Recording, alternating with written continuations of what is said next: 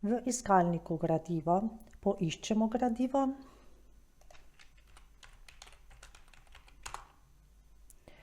ga označimo ter izberemo postopek Uredi omejeni nabor bibliografskih podatkov. V novem zavihku brskalnika se odpre okno za urejanje lokalnih bibliografskih podatkov v aplikaciji Cobiscat. V sredinskem podoknu so polja, v katerih lahko spreminjamo vsa ali določena podpolja. Sivo obarvanih podpolj ne moremo urejati.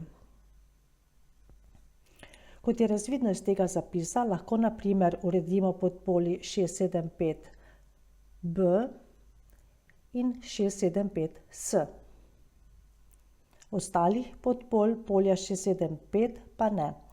Če želimo, da naši bralci v Cobis Plus najdejo tudi to gradivo, Zlati zob Tadeja Goloba, kadar iščejo po ključni besedi alpinizem, jo vnesemo v podpolje 610a.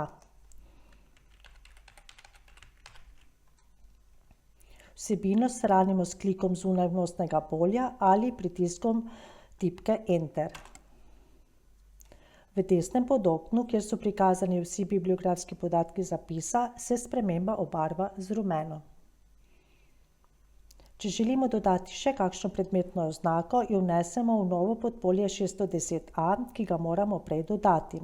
Za dodajanje novega podpolja kliknemo na oznako podpolja, ki ga želimo dodati.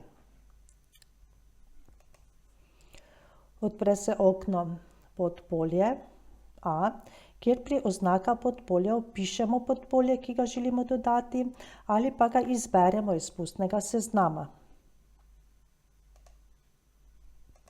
In kliknemo gumb Dodaj. Lahko pa kar uporabimo tipko Enter.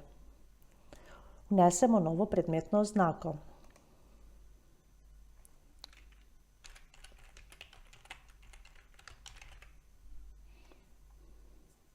In jo shranimo s ponovnim pritiskom tipke Enter.